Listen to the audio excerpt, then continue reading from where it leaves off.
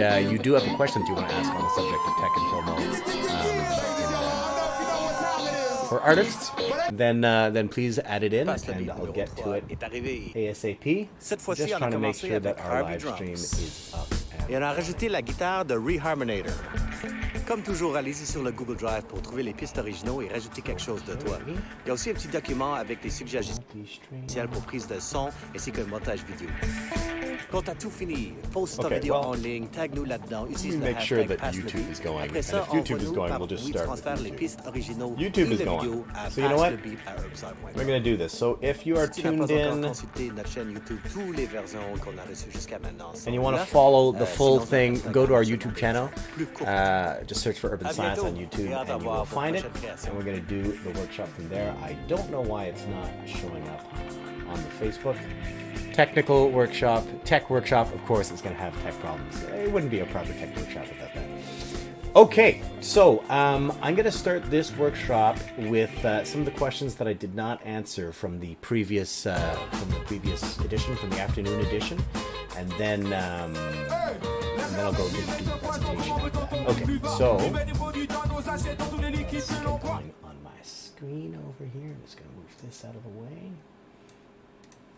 Okay, so we had the wonderful Nora Toutain was on earlier, and she had a question to ask, so she sent in a video. How much of an emphasis do you put on targeted ads? Because what I've noticed and what I keep hearing is that Facebook and Instagram, right now they have reduced the reach that you can have, that is not as easy as before. And a simple example that I noticed that this phenomenon is the fact that you can no longer see, for instance, in a specific Facebook event, who attends the event.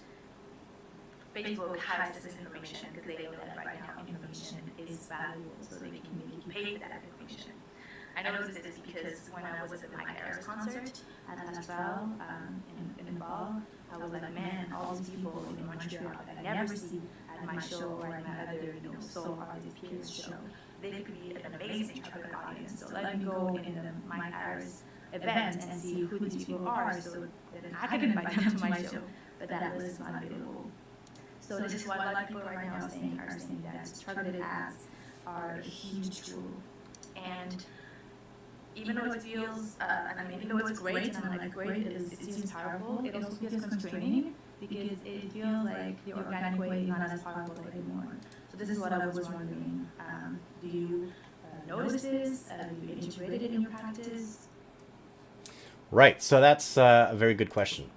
And the short answer is that paying helps. That's the short answer. The longer answer is, I'm just going to check one more time if this is working, if the live is working. Sorry. So, should you be paying for visibility? Short answer is yes. Again, we can come back to the basic principles. I haven't done that on this workshop, but the basic principle is that you got to have a good product, and then you just show that product. And that's what marketing is. You just show the product, okay? So in terms of whether you should pay for visibility, well, if you have something that is a product and they can bring in some income, or they can, a video to promote your music, which therefore can bring in some income and so on, then yes, it makes sense to spend some money to promote it. I think that one of the things that we've seen is that, okay, especially with confinement happening right now, one of the things that we've seen is I'm getting way more ads for people's music and all this kind of thing online. It has not made me want to go check out their music anymore. That I don't think is a fault of the promotion. That's a fault of the music not being all that interesting. So the product's got to be quality. The music's got to be quality. And without that, no amount of marketing will help. That's kind of my short answer. The longer answer is that in terms of paying for access, it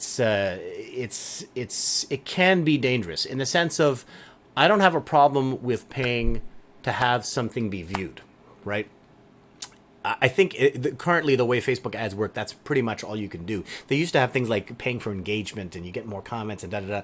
That, I think, is a bad idea. Going through some sketchy site to buy like fake likes on your page or whatever, I think that's a horrible idea. And there have been many cases of people who've done that and then it ended up blowing up in their faces. So I don't recommend that at all.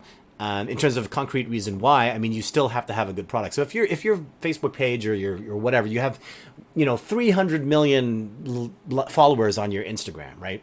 And you start using this to promote other things, and you start trying to get festival bookings or whatever. Festivals look at you and are like, 300 million? How come I've never heard of this guy? 300 million is terrible. So that doesn't help if they're going to do the proper due diligence. If they don't do the proper due diligence, that means they're going to book you, find out that nobody gives a crap about your music, and it's not going to work out anyway. You're going to get blackballed by everyone. So no matter what, if you just pay for fake interest in your social media, that's not going to go anywhere. If you are paying in order to have people just see it more, and like I put it this way, if you get one, I don't know what the exact number should be, but if you get one like for every 100 views or something like that, that seems like a pretty good number for an average, local artist or whatever. But if your video has 400 million views and it's got 30 likes, there's a problem. And there's a problem with the product, right? Because people viewed it, they just didn't like it.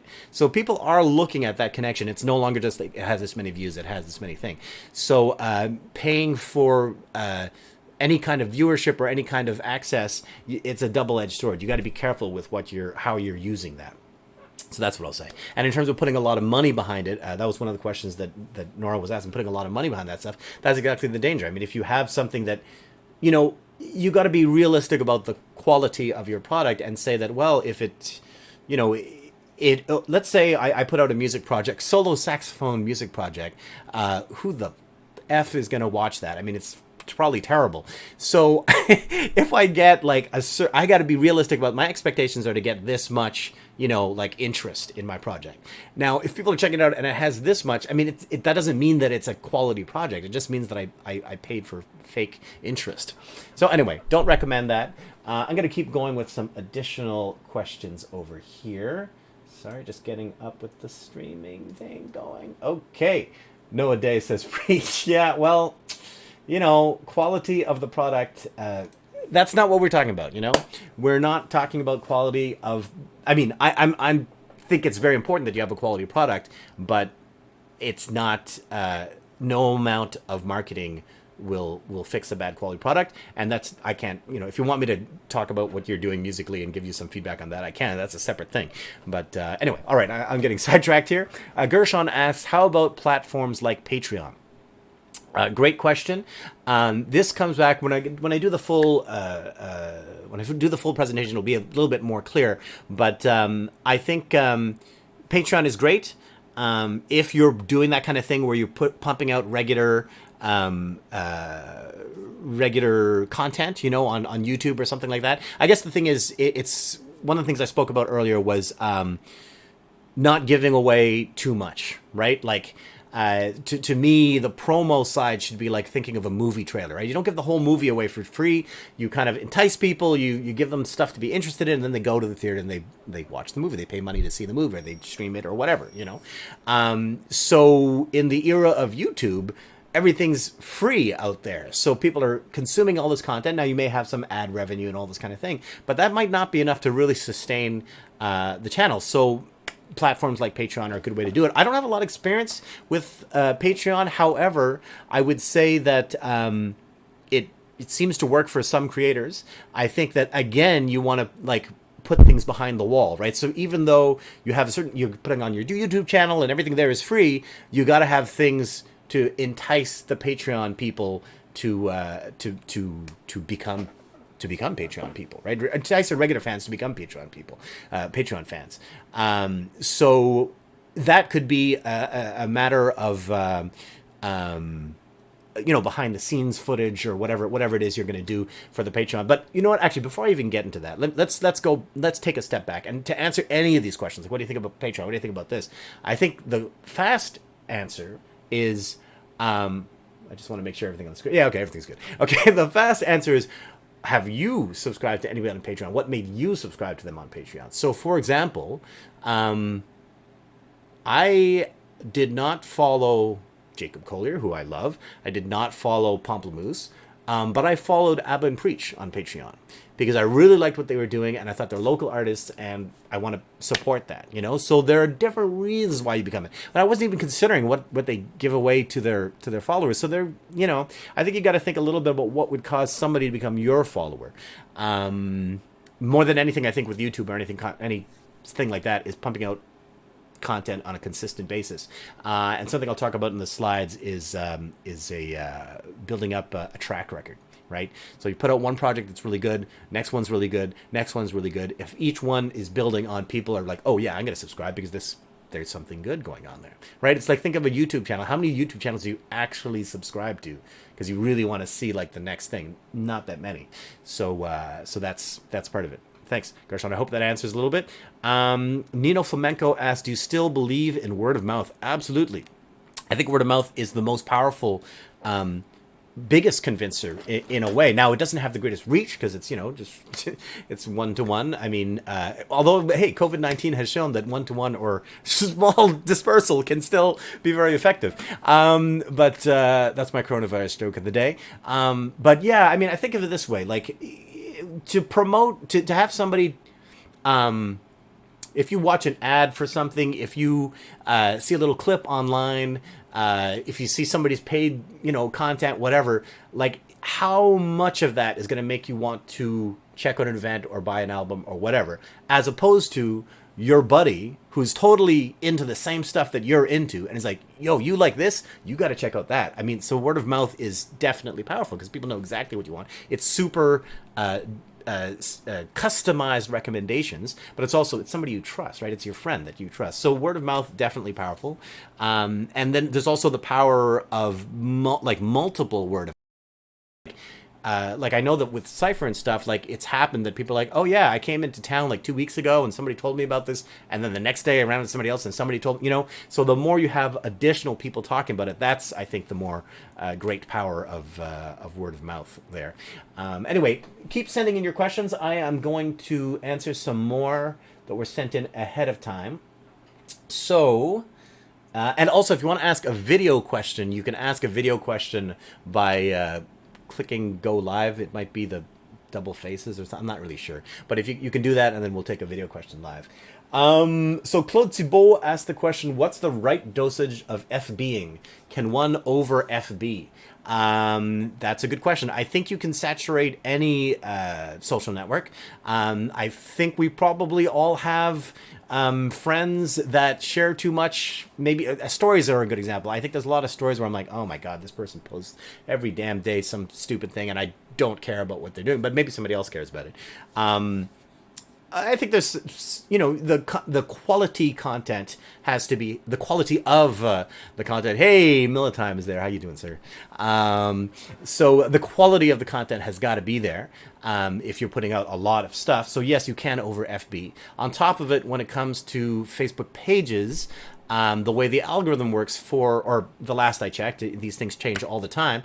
The last I checked is that the more interactions you get on a post, so the most views, the more likes, the more whatever, the more likely those posts will be viewed in the future. So if you're putting out a ton of stuff on Facebook and nobody's interacting with it, that means less and less and less and less people are going to be seeing anything else. So you could have 10,000 likes on Facebook, but only 100 people are going to see it because nobody is interacting with your stuff. So yeah, you can over Facebook, and I'm not sure if that's true of every single platform, but because, you know, Instagram, everybody has a different kind of you know, algorithm and all that stuff working. All right, I'm gonna move on to the next question.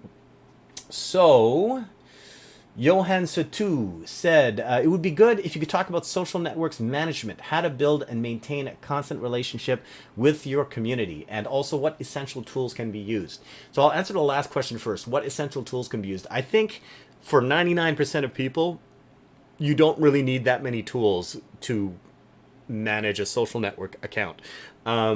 What I'm saying is, like, you know, there are these TweetDeck and all kinds of different, excuse me, I'm burping like crazy. I just ate. There's all these systems for like, oh, manage these accounts and do this and do that. But how many followers do you have that you need like a special app to deal with it? I think you can start with just the basic app and go there. And I think more than anything, people gotta just start doing it. Just start doing with the basic thing. Learn how the thing works. How can you use an app to manage another app if you don't even know the first app yet, right? So like get in there with that first app and learn how to use it. So that's, yeah, essential tools.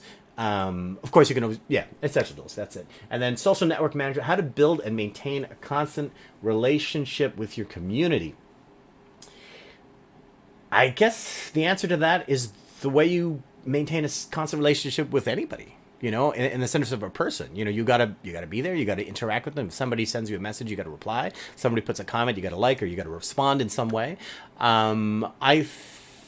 Have seen, and maybe less so these days, but I've seen a lot of cases where, you know, somebody puts a post up and there's comments and questions, and I don't see and the comment is like, hey, what time is the show? And there's like no answer. It's like, man, you got to be checking that to some degree so that people know what's going on, you know. Yeah, I would say just I would just say just communication. Communication would be the main thing to keep a good relationship with your community. Hey, Roscoe, it is idiocy.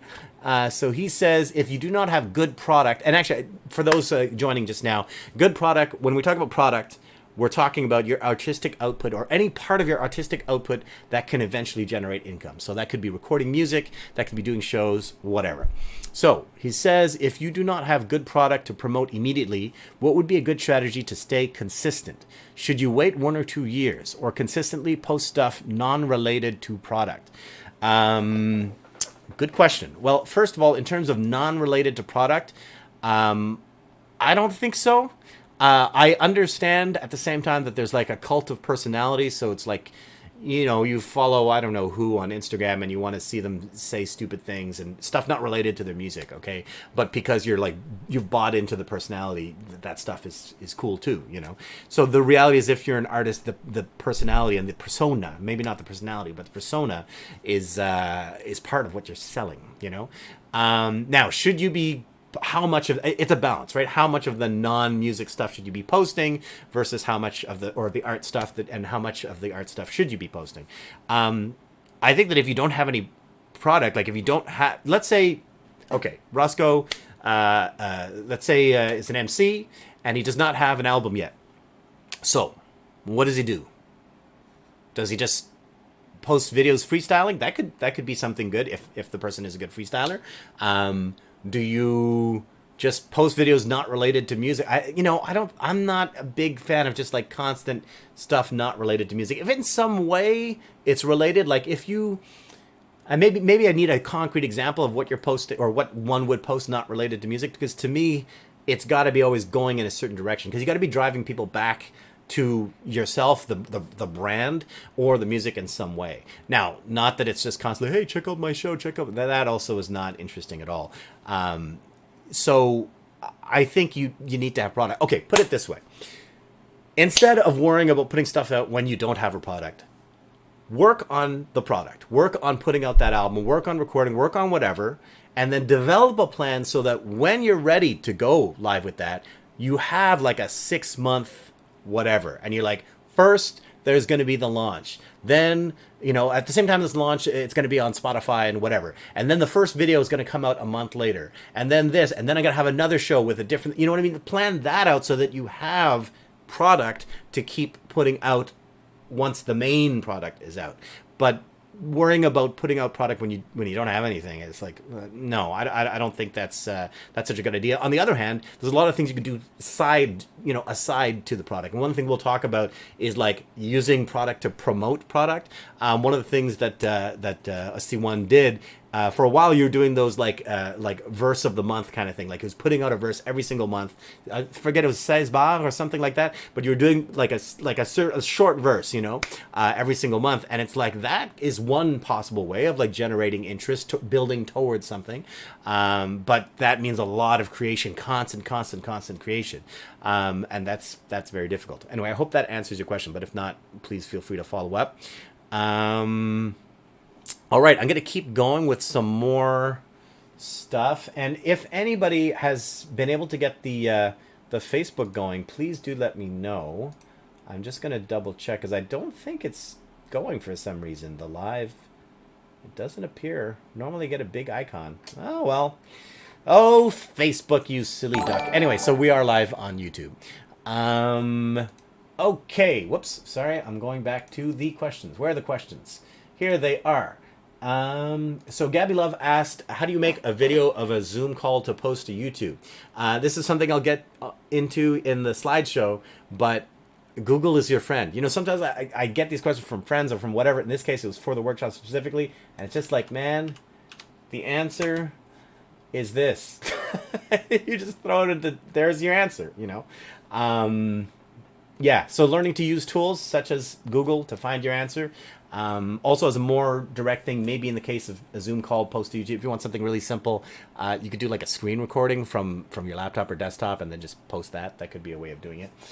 All right, I'm going to move on to the next question, which is from Ashley Arthur. So Ashley Arthur, I don't know exactly what she does, but she works with people with brands and promo and all this kind of thing. So she says here, I guide clients predominantly in their brand storytelling, but I am not as strong in the technical / metrics / algorithm side. However, I love hearing different perspectives on the branding side as well, so I'd love that too.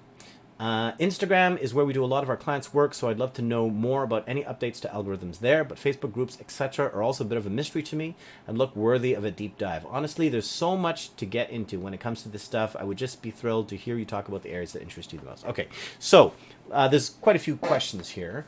So her first part, brand storytelling, that I think is good. So brand storytelling, I guess the first question is, if you are an artist, what is the brand? Well, the brand is really you. It's you, the artist, putting out stuff, or your band, or whatever, right? In the case of, well, okay, brand storytelling, let's just talk about the brand. So I mentioned this in the previous workshop, but like, if you put out, let's say you make folk music. Folk music is your thing, right? You say, I do folk music. Well, that's great. I know 50 folk artists that I probably would prefer listening to you, I'm guessing, without even knowing who you are, right? I'm just thinking of all the great legends out there. No offense to you, but you know. So what is it about your folk music that is unique and different from everyone else? And that's what you got to build your brand around. Or what are the specific artists that are not like the most obvious choices, that are really like what you're, because look, at the end of the day, if you're an artist, that means that you have some amount of taste, and you are working your skills to kind of get close to where the taste level is, you know. There's a great workshop or talk with Ira Glass about taste and skill. Anyway, so yeah, the brand has to be built around what makes you different.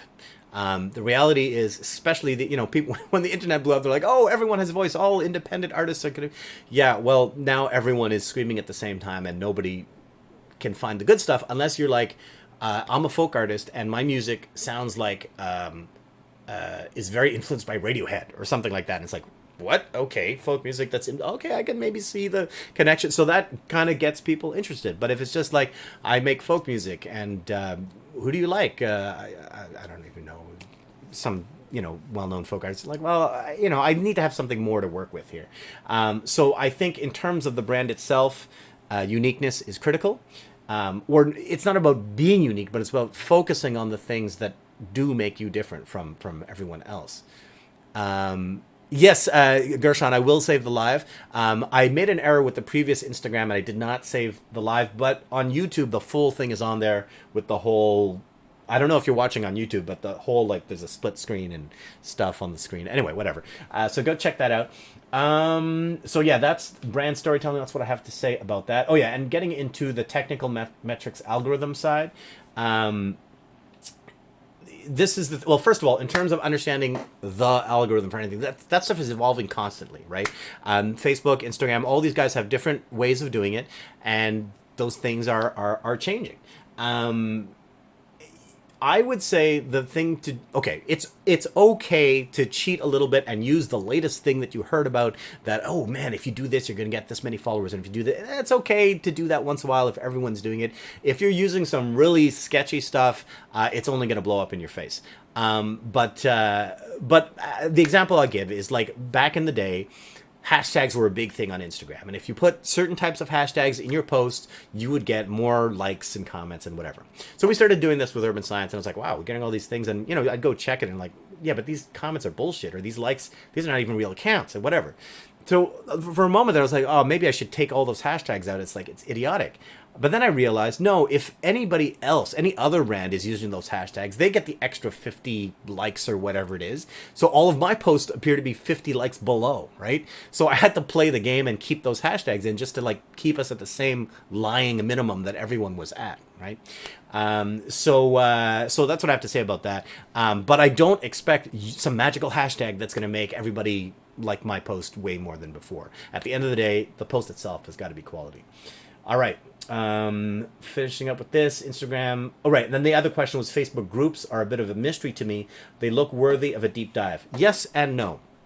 So I think in general, it's a good idea to seek out communities that are interested in what you're doing, and to, like, try to focus on those communities, So it's like, don't, advertise a hip hop show to metalheads. I mean, you can, but it's not necessarily going to go anywhere. But you can still do it as an experiment. Actually, here's an experiment. So my mother-in-law is in a choir, and they were, selling ads in their program. I was like, what if I put an ad for Cypher? I mean, they're music fans going to a choir. Maybe choir costs something. So I put an ad in there, but part of the ad was, there was a coupon, and if you took the coupon on, you get coupon. I always get that word confused. If you took the coupon out and brought it in to Cypher, you'd get one free entrance. Nobody, 0 people. There was probably a few thousand people that went to this show. 0 people took the coupon. So you got to choose the right, the right audience. You got to know who your audience is, and choose the right audience. It's okay to once in a while take an experiment and see, maybe, is there anybody in our audience here? No. So I'm not going to spend $1 million on an ad at a choir magazine or some crazy thing. So, but I could try with a smaller scale thing. So yeah, getting back to the Facebook groups, finding the communities. So I personally find that there's essentially 2 kinds of Facebook groups for music promotion and probably artistic promotion in general. One is the one where there's like 40,000 people in it, and everyone is posting their shows and their music every day. None of those shows have a single like on them, a single comment, a single anything. I don't think it's of any value to post in those groups, or very marginal value.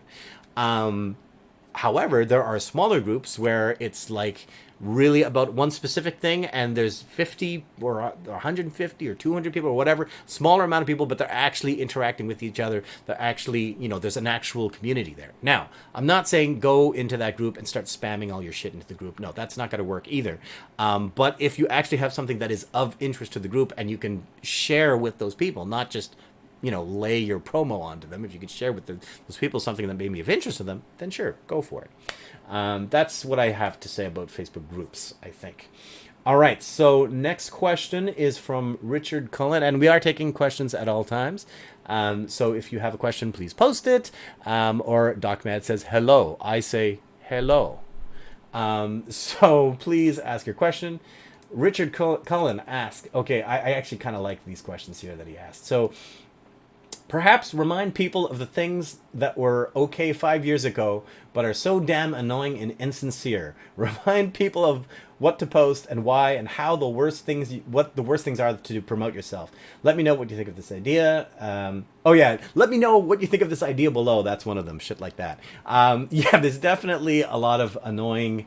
When you go on YouTube and every single video is like and subscribe, and every single video has a sponsor in the middle.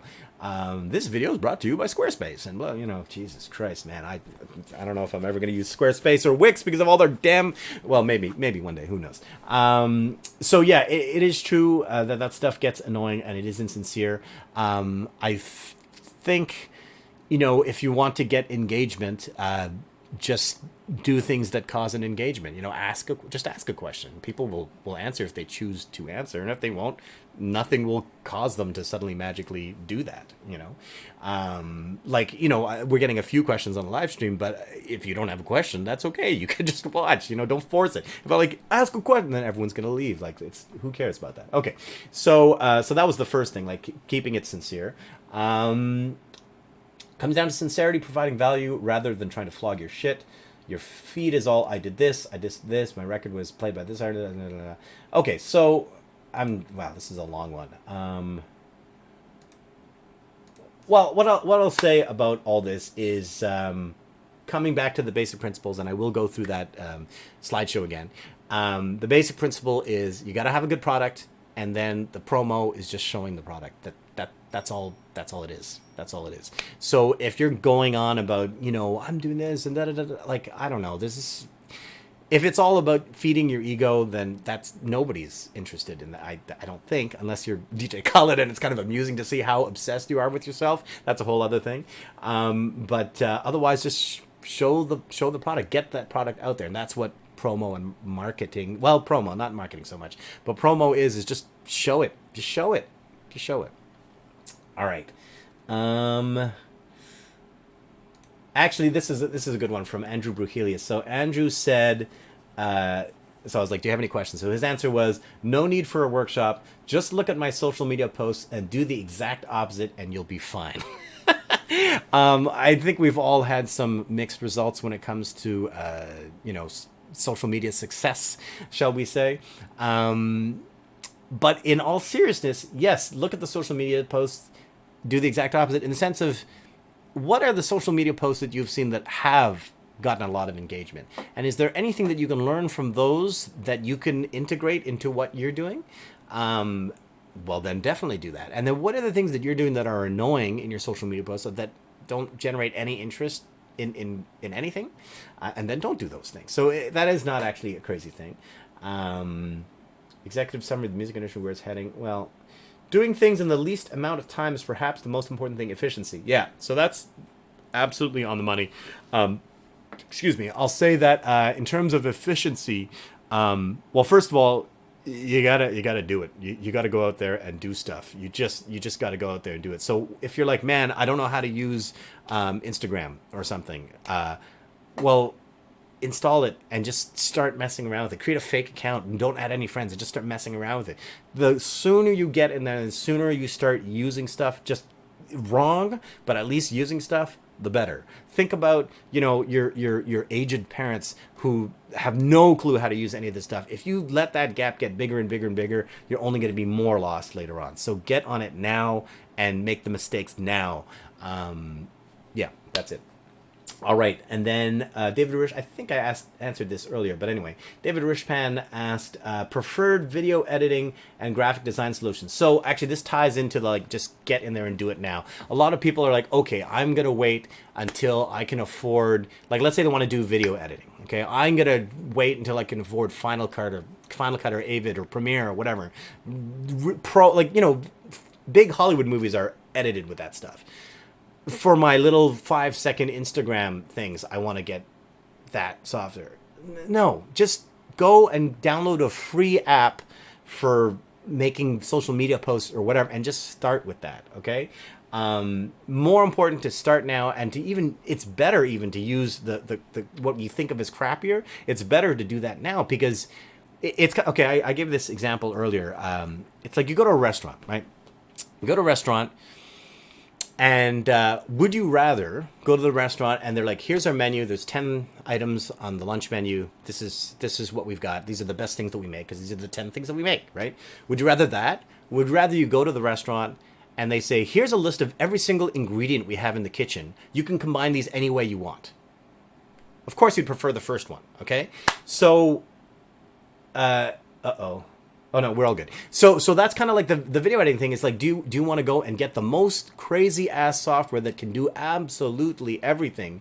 that is like having every single ingredient? Or do you want to start with just, I'll do combo number one? I think you should start with that, right? So I don't recommend going with the most expensive, most fancy software right off the bat. I think you should start with the basic stuff.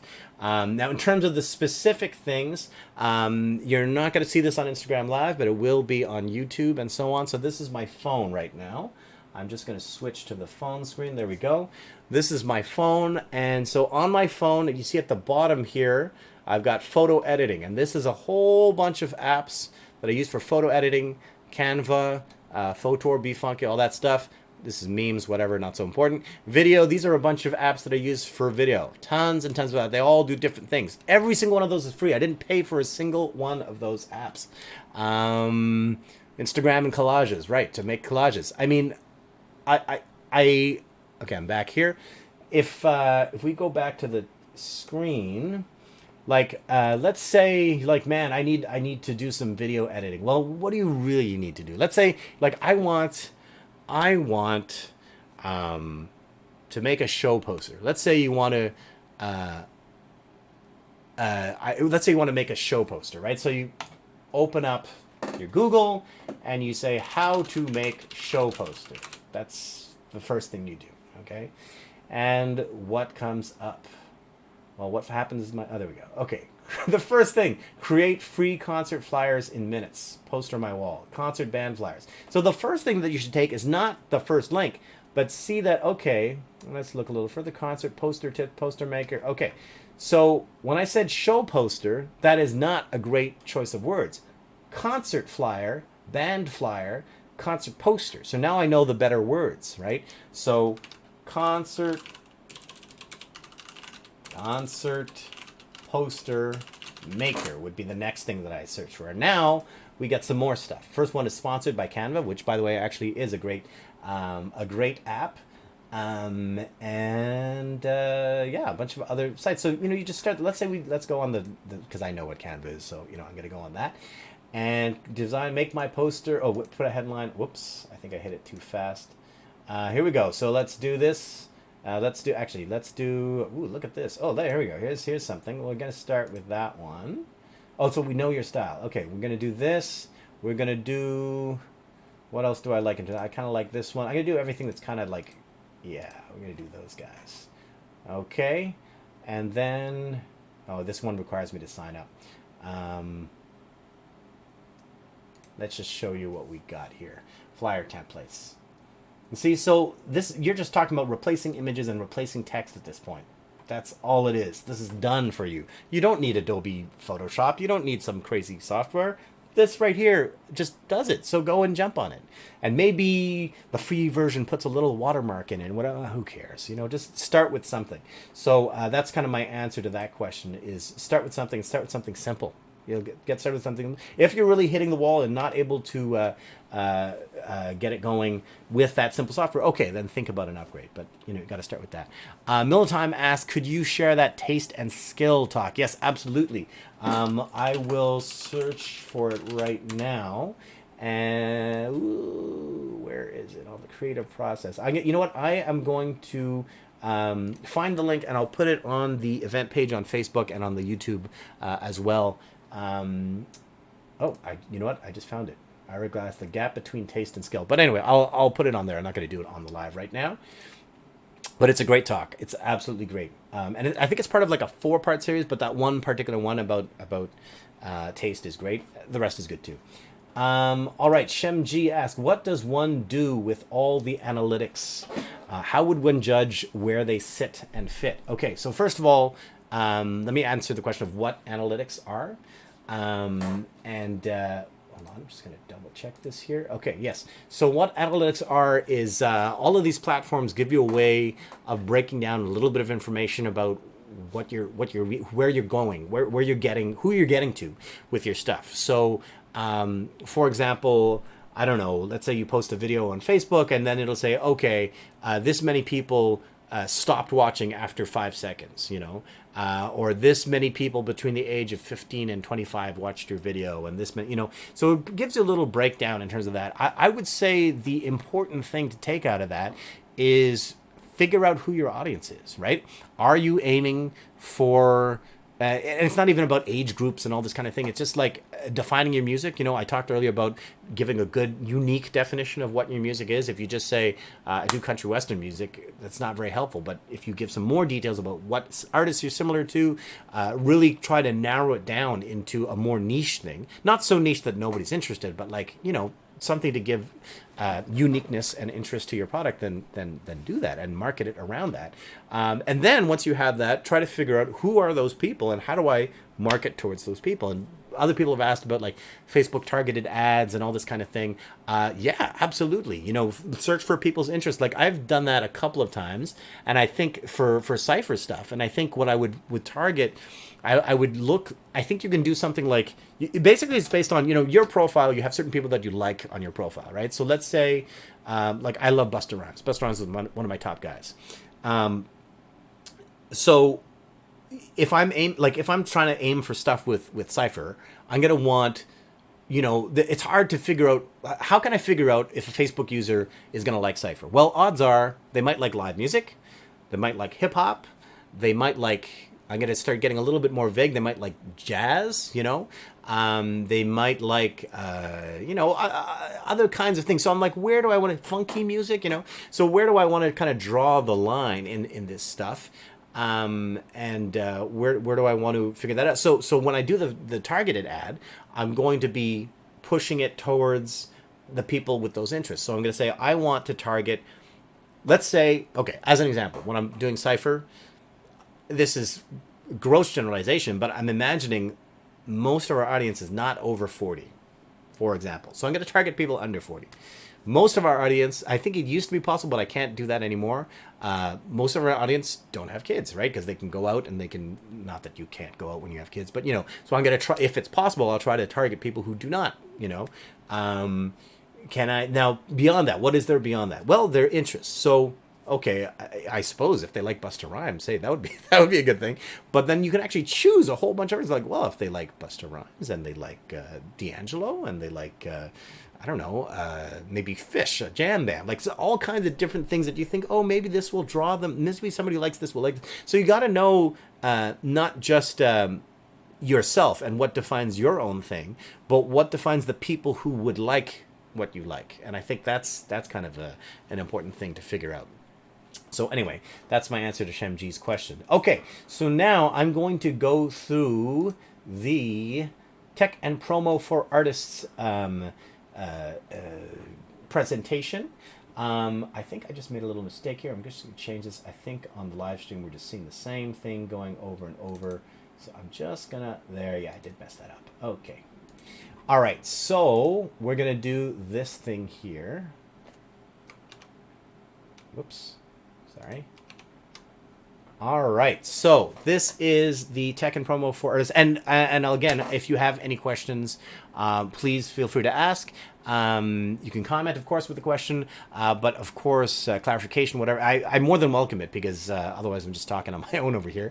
And if you want to do a call-in question, you can do so. You just have to hit, I think it's the two faces that are at the bottom of your screen. I think that'll do like a request to go live. That said, I don't know who Cherry509 is, and I kind of think that might be a spam account. I can't look at it right now. So anyway, prove to me that you're not a spam account, and I'll let you go live and ask your question. Okay, so Tech and Promo for Artists. So the link for this should be in the Facebook event and on the live stream and all this kind of thing. All right. So this is what I'm going to cover. Who am I? Is promotion worthwhile? The guiding principles. These are kind of the basic things that I think really encapsulate the whole concept, or my whole concept. Staying current, the good and bad, and some homework. Okay, so first question is, who the heck am I? Well, you already know that I'm the urban science guy, so that's fine. You know a little bit about that. But before all that, I was, and this is talking 20 years ago, I was a software developer, which is a computer programmer. I studied that and I was working in that for a number of years. So I know a little something about tech, but I'm not a marketing guy and I'm not a social media strategist or anything like that, but I was able to pick it up as things went along. Hey, Sweet Larock. So that's kind of my background. So is promotion worthwhile? Well, absolutely, yes, it's worthwhile. Okay, let's move on. So the important thing is that marketing itself will not sell your product. Your product will sell your product. So what does this mean? So I've said this a little bit before, and I really got to thank Jacob from Funky Fresh for kind of like wording it this way, for making it very clear to me in my head. So the product is the art you're producing. So whether you're doing shows, you're making recorded music, you're teaching, you're whatever. It's whatever that creative output is that you can somehow generate income from. The marketing is just to show the product. So develop a great product and then just show it to people, because if it's good, people will pay for it. It's that simple. If you know, think of I don't even know if that needs any clarification. That seems to me so straightforward. Make a great product and then just show it to people, and then people want to say, "Hey, what is that show? That music sounds great. I want to see them live." That's it. That's it. If you start like marketing for marketing's sake, and it's like, hey, like this, you think that's what marketing's like, this post to get it, forget. Everyone can see through that. Like, nobody's gonna do that. When has that worked in the last million years? You know, unless you're giving away something of great value, then okay, sure. So that's the main thing. And then the next thing I say here is, you know, but my project sucks, or I don't believe in it, or whatever. I say promote it anyway. You know, in the sense of like, if you don't ever learn how, like if you put out your first project, you don't promote it at all. Put out your second project, you don't promote. Then the third one is one you really care about and you want to promote it. Well, you're starting at level 3 music and level 1 promotion skill. But if you had started promoting the first two, when you hit here at level 3, your third album, you've got some serious promotion skill, right? So got to do that. And also, I mean, people know, like, first album is, you know, yeah, there's some people that put a first album that was unbelievable, but like first album is like, okay, it's here, and as time goes on, the nectar becomes sweeter, right? It becomes better in theory. So start promoting from the beginning so that the 10th time it's that much better. Hey, OM Sound. Okay. And then what is going on here? Okay.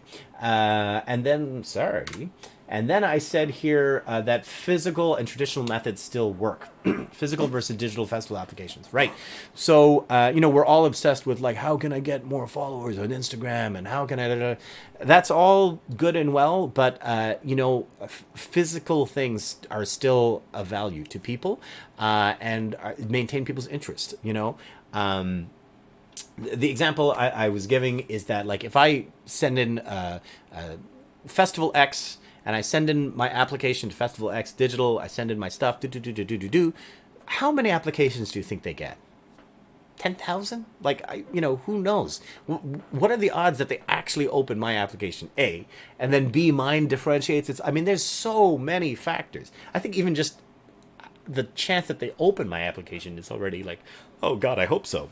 So physical still matters. Like, if I physically go to the place and give them a physically printed out press kit, I think that would get people's attention.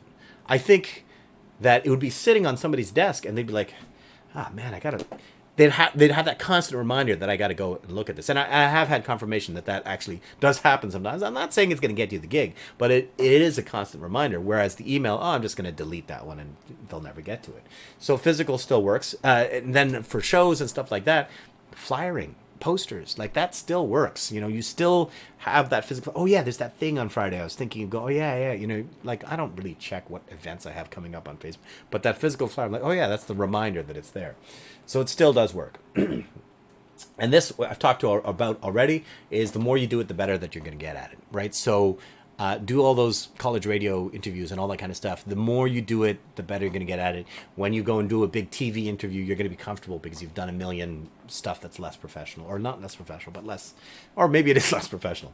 All right, moving on, hitting as many different platforms as possible. So I see a lot of people really focusing on like, oh man, if I just get more Instagram followers, this will be, or if I get more people on my Facebook, like my Facebook, man, how many people are not even checking Facebook at all? How many people are not on Instagram at all? So hit as many different platforms instead of trying to focus on, in my opinion, instead of just putting all your eggs in one basket. Get an email list going. Get your Facebook going. Get on TikTok. Get on you know, every damn platform and try to really push them as much as possible. And that includes the traditional methods, you know, radio, print, coverage, journalism, whatever, all that kind of stuff.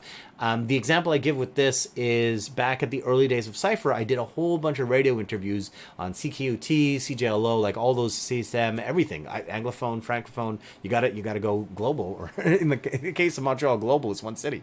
You got to hit up all those things. And Dan Parker, who was running, or who had not yet started running, the Rap Battles for Social Justice, was like addicted to CKUT and heard one of the interviews and was interested in the event because of that. So, and then we had a long-standing relationship with the Rap Battles for Social Justice, which was a great thing. So hit up as many different platforms as possible. All right, we're going to move on to the next one. Right, so I've talked about this a little bit. Some platforms will have no traction, but you won't know until you try. So you got to just kind of hit everything. It's okay to invest a little bit of money or whatever, invest your time into trying a few things. But if it doesn't go anywhere, just move on to the next one and try something else. Some strategies will always work. I mean, there's no always, or work for a long time, but others will be shorter term. That's definitely something to think about. The example I give with this is Pokemon Go. Pokemon Go was huge, and for a while there was literally businesses that would use various features in the game to force people to walk to those locations and then hope that, oh, there's a coffee shop here. I'm gonna grab a coffee, yeah, no joke. I remember there was, I don't know if this is the reason why, but the day that Pokemon Go came out, there was a lure that was placed right next to the blurry bar where we're doing our night, and that night had more people in attendance than some of the other nights, and not a huge amount, but a little bit more. So hey, maybe it had an effect. I don't know. So anyway, staying current is critical. So what I mean, like if you think about MySpace, of course, Hipstamatic, but even Snapchat, like that's done. So you got to keep staying current. You got to jump on the next thing. As an example, Urban Science has a TikTok account. I really don't know what to do with it, but at least I have it created, so I have some idea. Maybe we can use this somehow. So get on it and start learning those new platforms.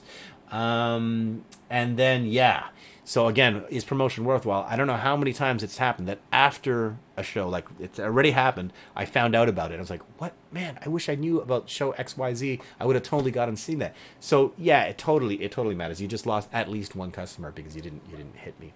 You didn't get me with your promo. All right, so the guiding principles. What are the guiding principles?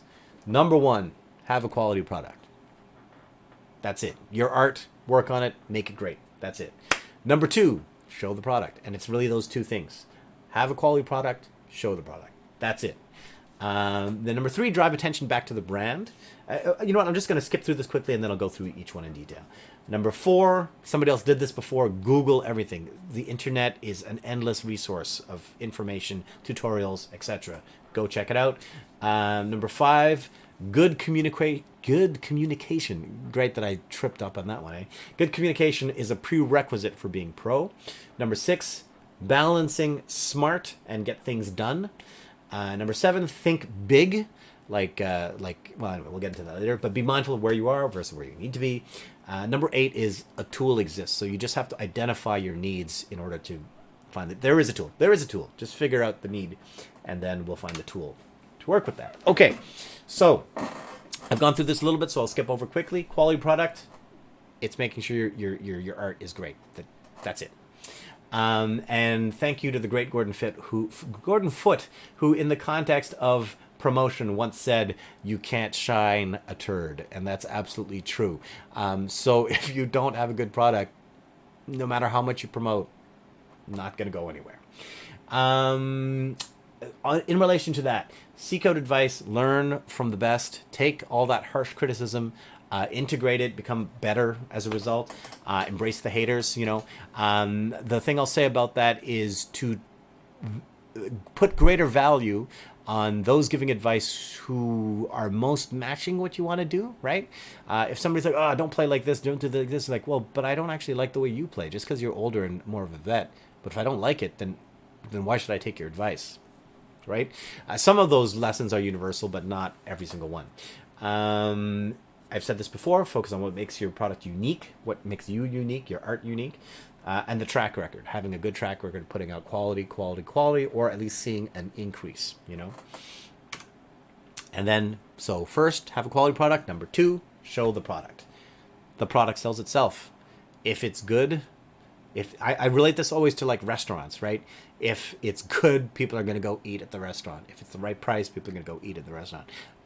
No promotion in the world would make you go to a terrible restaurant. You'll know, you taste, and you're like, no, not going back. That's it. Think of promo like a movie trailer. So show the best. Don't give the entire thing away for free. Just show the best. Entice people to go and spend the money on the real thing, whether that's a show or the album or whatever. And that's kind of the problem with the whole Spotify thing, because everyone's giving it for free. I don't have to pay for anything when I go get on Spotify. Yeah, sure, I can get a membership, whatever. But, Patreon, yes. Okay, so the one thing I'll say is that, and this is tying into Gershon's question earlier as well, is that you can give things away for free if there is a longer term goal that still ends up in monetizing or benefiting in some way, right? So you can use, the free YouTube stuff or whatever to promote something else, like I was saying, like Spotify Sucks or whatever. But if you have a huge amount of listens on Spotify because the music is really good, you're like, man, I'm willing to put the music on there because I think it might blow up, it might become bigger on Spotify and therefore get me a gig or a thing or whatever because of how big the music is, But if you put music out there and it's getting like 100 listens, well, why even bother putting it on Spotify? Just put it on Bandcamp, or I don't know, man. I'm not totally in favor of just giving your music away all the time, unless you think it has. Anyway, unless you really think that there's something you're going to get out of putting it out for free, which I include Spotify in.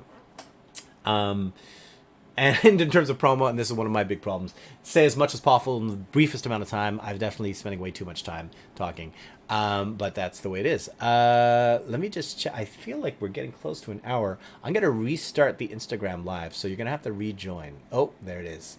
So I'm stopping this now, and I'm going to restart share to story. Okay, we are restarting right now with the IG Live.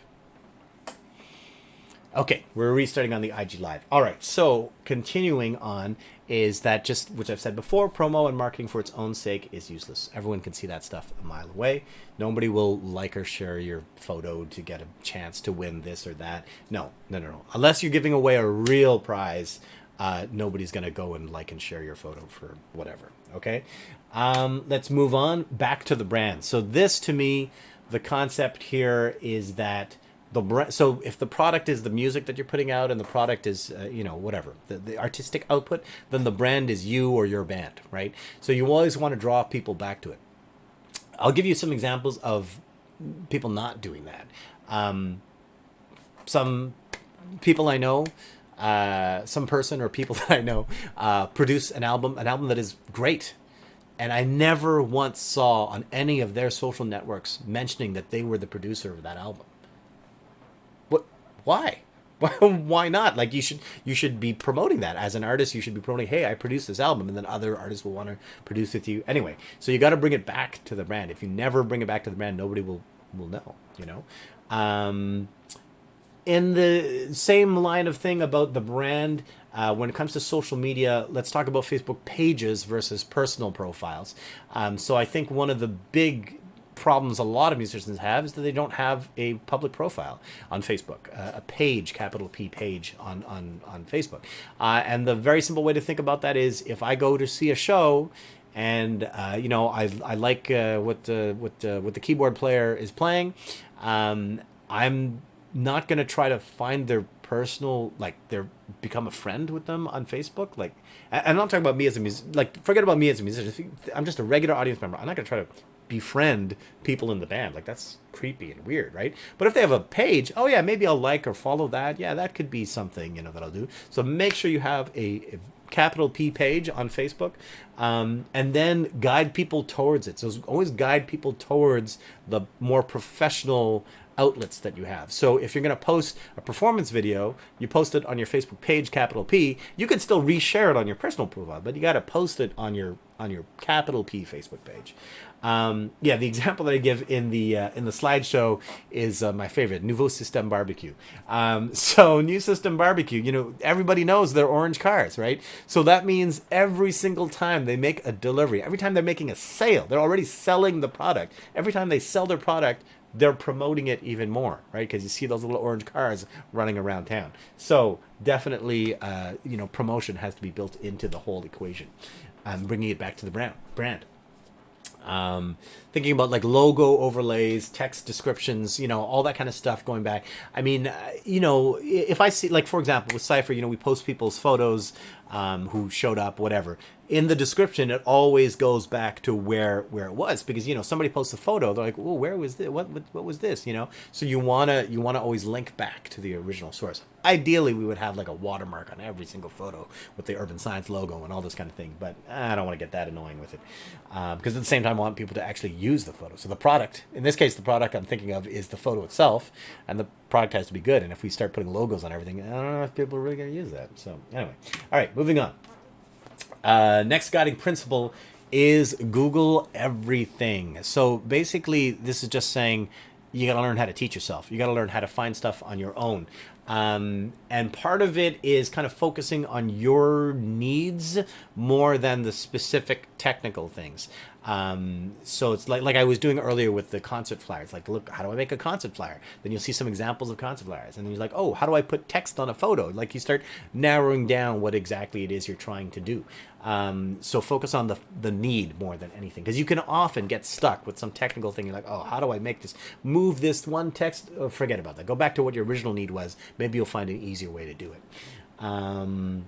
Actually, as an example on this live stream, so I'm going to turn it back on. Whoops. There we go.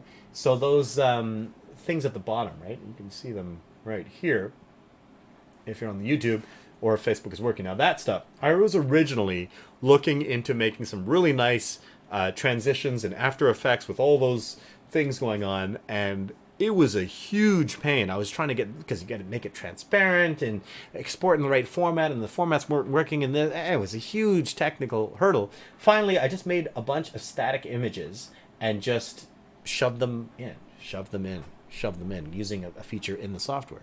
So I had to keep back. What was it I was really trying to do? I was just trying to put some text at the bottom. I didn't get all bogged down with the After Effects thing. Like, okay, forget After Effects for now. I don't have to focus on that. So go back to the original need. All right, and then the next part is seeking out veterans in real life and online, communities of pros and amateurs. So if you're starting to get into, I don't know, mixing audio or whatever, I'm sure there are, actually, a good example is notation software, music notation software, man. So like Finale or Sibelius and all this kind of thing, there are tons of communities online of people like, how do I change the key signature when it...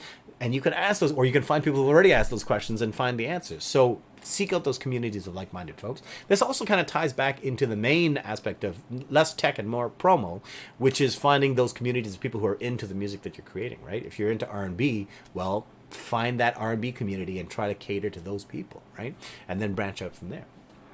And then coming back to the tech thing, so free workshops. There's tons of free workshops. The app, well, of course, right now there aren't because everyone's in isolation. But when we're out of that, the Apple Store gives workshops on every single Apple product. And I think, like, for example, Logic and stuff like that, I believe they have workshops. I got to double check that. I couldn't actually. I tried to double check ahead of time, but because there's no workshops right now, I can't tell you. And then, for example, CUTV, so that's Concordia TV.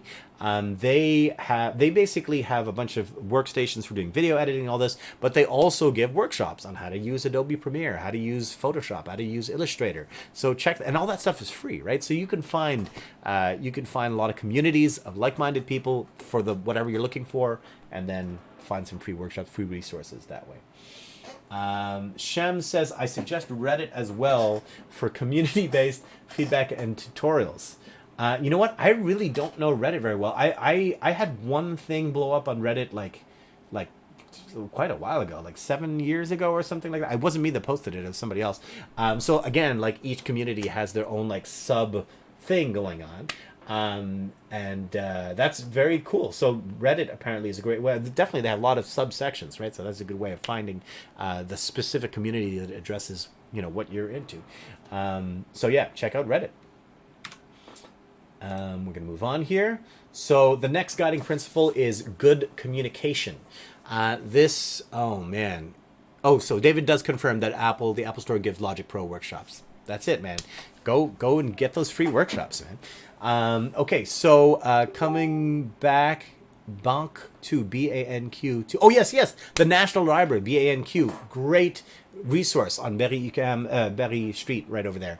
Man, actually, that's a great resource. The library, man, I used to go there and I would borrow like a music with, not a music, a book of like transcriptions or whatever like that. And then I would bring it to my mom's place and she had a scanner and I would just scan the entire book. And so I have a whole bunch of scanned books on my computer that are books that I borrowed from the Banq, the National Library. Thank you, Clarel, for bringing that one up. Yeah. Okay. So moving on to the next one, which is good communication. Man, good communication is key to being pro in general, but it's also key for promotion and all this kind of thing. Be reachable, respond to your messages. If you are, you're like, oh, I don't really check my Facebook. Well, close your Facebook. Don't keep it open. People are going to be messaging you and not getting an answer and being frustrated with your lack of response.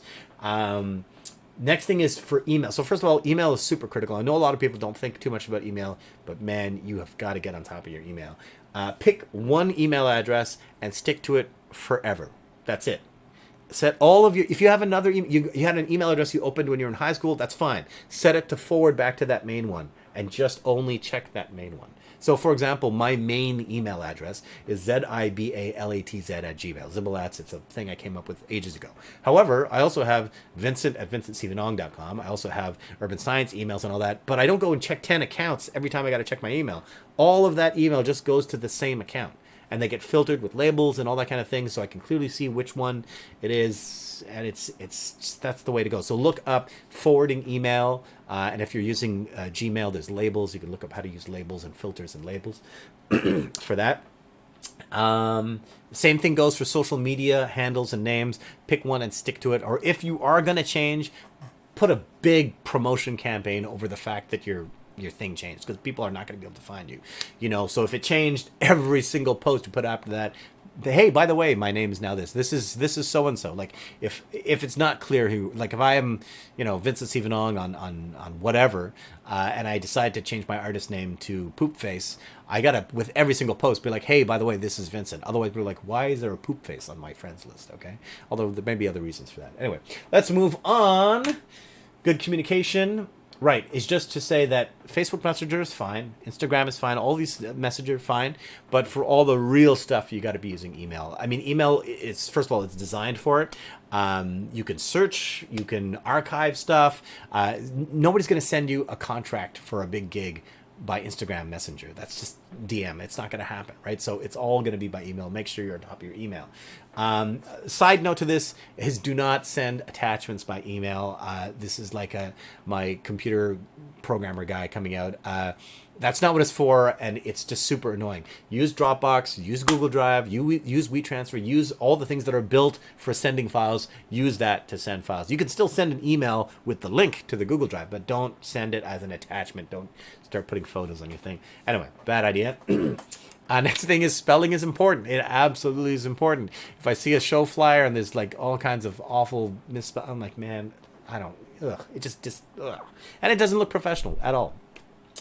And then this is more tying back into the promo thing, is that communication can be thought as like a driving factor or driving concept for design and promotion. So what I mean by that is, when you are trying to promote something, you are trying to communicate the, I really forgot to, you know what, just give me 1 second here. I forgot to go on Do Not Disturb. There we go. Okay, we're back. So when, for example, if you put a flyer up and there's no information about when the show is, well, that's bad communication, right? Or if there's so much information on the flyer that you cannot find what you're looking for. That, like, I've seen flyers where it's like a list of 25 names of performers. It's like this isn't Osheaga. Like, this is 25 guys I've never heard of. You know what I mean? So, like, focus on the other information, okay? David Osei says, curious as to why no attachments by email. Okay, there's a lot of reasons for that. First is that everyone's email has a limit, right? So the more you get emails with attachments, you are eventually going to hit the limit of your email, right? I've come very close to that with my Gmail. In fact, I've paid for more storage and all that kind of thing. But more than that, it's well, okay. So first of all, there's the fact that there's limits. It's really not designed for sending attachments, and so on a technical, like from a computer programmer point of view, it is really like the worst way of doing it. Like the way it's encoded and all that, it's just terrible. The second thing, or third, I don't know where I'm at now, is I believe for each email service they have a different limit. Like let's say it's 25 megs per email or something in attachments. Especially these days, if you're sending videos, like, are you telling me that you can send a performance video as an attachment to an email? No, you wouldn't even think about doing that, right? You'd send a YouTube link. So then why do we send photos and PDFs and just send a link to it? Put it all on a Dropbox or on a Google Drive and send a link to it. And if they want to download it, they download it from that Google Drive or Dropbox link. I think it's instead of making a copy and sending it over. So actually, on a technical level, let's talk about on a technical level. So David's got his computer over here, and he's got, let's say, 3 images that he wants to send to me over here, okay? So he takes those 3 images from his computer, he puts them on the email, and it gets sent out. So in his email folder, there's the 3 images taking up space. He now sends it to me. Well, it makes that big transit, first of all. Makes that transit across, and then it sends it over here. And now in my email folder, there's 3 images taking up the same amount of space. So we both have increased the amount of stuff taking up room in our email, in our inboxes by the same amount. If instead he just puts it on a Dropbox, first, so it's on his computer, he puts it on a Dropbox, and he sends a very tiny email saying, here's the link. And then I go here, and I go to the Dropbox and get it. There's only 1 copy. There's only 1 copy. There's not like 20. And if he goes and sends it to 50 people, imagine he sends it to 1 million, then every single person has a copy of it instead of just 1 copy on 1 Dropbox that everyone else can access. So that's kind of my answer to that question in a nutshell, David. Feel free to ask questions, please. And let me know if that fully answered your question. So yeah, what I was getting to was just good communication, and that communication can be thought of as a driving concept in design and promotion. Okay, we have a few more things in here. Oh, Shem has some questions. Question is, how do you organize tasks and progression? And then for later, do you use apps like Todoist or Evernote? Okay, how do I organize tasks and progression?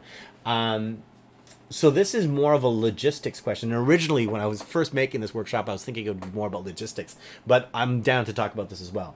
So how do I organize tasks? Well, first of all, for the longest time, I had a plain text file called reminders.txt that was on my hard drive, and I would just put in stuff. It was like a to-do list and like everything mashed up into one. I think the lesson to take from that is, number 1 is do it. Start making lists. Even if you don't have the right software, who gives a shit? Just do it. Just make a thing and start doing it. So for the longest time, I had that text file. And then I converted that. I think I started using Google Calendar, and there was like a to-do list feature in Google Calendar. I think this is before their more recent things, but anyway, I started using that. So that was kind of cool, but then there was a lot of problems with it. Oh, right. Then I started putting items in my calendar, and then when they were done, I would move them to like midnight or something like that. So I had a system of putting the things. But then when I'm like, oh my God, what are all the things that I forgot to do? I have to search through months to find all these loose calendar items. So that was what I was using for a while. But again, the point is, just start doing it. Like, it's more important to do it and do it wrong a little bit for a while and eventually convert to something better. Now what I'm using, Evernote. I have used Evernote, and actually, Shem, if you were at the Urban Science, if you had been able to attend the Urban Science meeting, you would have seen me forget my Evernote password, and everybody make fun of me. But anyway, so I was using Evernote for a while. So what Evernote is like that notepad, that text file, except it's automatically synced across multiple platforms. So I can make an edit on my phone, and then I can go on the website from my computer, and all those changes are there. Now that's kind of more standard, but that was kind of unique back in the day. So I was using Evernote for that and for other things. I still use Evernote a little bit. But now for tasks, so a little while ago, again, this is like, Google everything, or like search for vets or whatever. So on Facebook, I put up a thing, so what do people use for to-do lists? What do people use for tasks and all that? And I got a whole bunch of different suggestions, and I checked out a couple of them, and eventually I started using Trello, Trello. And Trello is great, man. I really, really, really enjoy using Trello. It gives a great satisfaction as you like finish things off. So Trello is really about task lists, but they kind of divide them into what they call cards, and then you put things on the cards. But an item on a card could have a checklist into it. So I could have like let's say I have a card that's for like Le Cipher, and then in it is like so lately we've been doing Pass the Beat, this project with like passing a beat around and people record. So maybe I'm like, okay, in that card, there's like a pass the beat item, or forget exactly what they're called. And then under that, there would be like a checklist. And the one is like, decide the theme for like, the next one is the fourth one. Decide the theme for the fourth one. Choose who's going to start with that and blah, blah, blah. I can make a little checklist and then go off. So Trello is very powerful. I really enjoy using it. I use it a lot for my it's been my total replacement for all to-do list oriented stuff. I think it's really good. It also has a lot of collaboration tools, so if you get your whole band or whatever on Trello, you can each be using it in different ways. Very, very powerful, Trello. I really like that. So do I use Todoist, Evernote, or a bullet journal? Yeah, so I think I've pretty much answered that, but feel free if you need some additional clarification, Hisham, on that stuff. So I'm going to get back to the presentation. So we're on good communication. Where was I? Spelling is... Oh, yeah. Drive. Oh, we can move on from this one. Okay, so the next concept is smart and get things done. And man, this one was a real eye-opener for me. So this comes from... There's this software developer called Joel Spolsky. And I forget exactly. I think it was like 2002 or something. Like, it was a long, long time ago. He had this blog, Joel on Software, and he would talk about different technical stuff and whatever. But then one of the things, because he was running a startup at the time, he was like, how do I interview people? How do I interview people and figure out whether they have the skills that we're looking for, And so he basically was trying different things, and then eventually figured out there's really two criteria that I'm looking for. Criteria number one is you're smart. But that's not enough. Criteria number two is you get things done. That's not enough because you got to be smart, right? So there are people who are purely smart and plan everything out and everything's perfect and they can be very theoretical and blah, blah, blah, blah, blah, but they get nothing done because everything needs 20 steps before you get to the finale. So just smart on its own, no way. Get things done. There's people who only get things done, but do it in the worst possible way, and it's just held together with duct tape and chicken wire, and it's just a disaster, right? So you can't just get things done without being smart about it, and you can't just be smart without getting anything done. So those two things have to be balanced. And the way I would apply that for tech is, for example, when it comes to choosing tools and all that kind of thing, is that a lot of people are like, oh man, I gotta have this specific thing in order. No. Just go and do it. That's too much of the smart thing, of the planning of like, okay, I want to record. Here's an example. I want to record a performance video. It's like, okay, well, record a performance video. It's like, no. I need to buy this DSLR camera, and I need to get a mixer, and I need to get a really expensive microphone, and I need to da-da-da-da-da-da. You know what? Just record yourself on your phone. Start there, and then go. If you get that, okay, great. And then you're like, oh my God, I made like 20, it took me like 45 takes to get that right. So why did you worry about getting the expensive microphone and the whatever, when the issue is not the quality of the gear, but it's the fact that it's going to take you 50 takes to get a good take. So don't worry so much about the gear. Just do it. Do it with what you've got. Start with what you've got, and then worry about that stuff afterwards. So balancing that, smart and get things done. Balancing those two things. We're going to move on to the next slide. Right, and this is important. The more you do, the better you're going to get. Okay, so that's, again, the smart and get things done. Get things done. Just start doing it. If you're like, oh man, I don't know how to promote I don't know how to use Twitter. Well, did you even install the app? Like, install the app and just start checking it out. Just start checking it out. The more you start getting into it now, the better you'll be when it actually matters. And then the next thing is, but aim to improve with each successive attempt. Learn something new each time. So I've never done a live stream that has been this involved. Like if you're watching on the YouTube, it's this, the live thing and the green screen and all this kind of thing. I've never done that before. So that was a real challenge for me, but I learned a ton about how to do this. I've never used Streamlabs OBS before, So learn something new. But even with that, I still have a problem. I don't know why this is not streaming on Facebook. I'm going to check out afterwards why it's not. But it is working on YouTube, so we do have something. All right, let's move on to the next slide. Whoops. Thinking big. Okay, so what that is, while being realistic about it, is thinking about kind of, the job you want to have versus the job you have. Like aiming for a more kind of official way of looking at things. This is partly, again, the Facebook page versus personal profile thing. If I go to see a show, I'm not going to find people and add their profiles. So create something that like average normal people can go and check out and find you. Okay.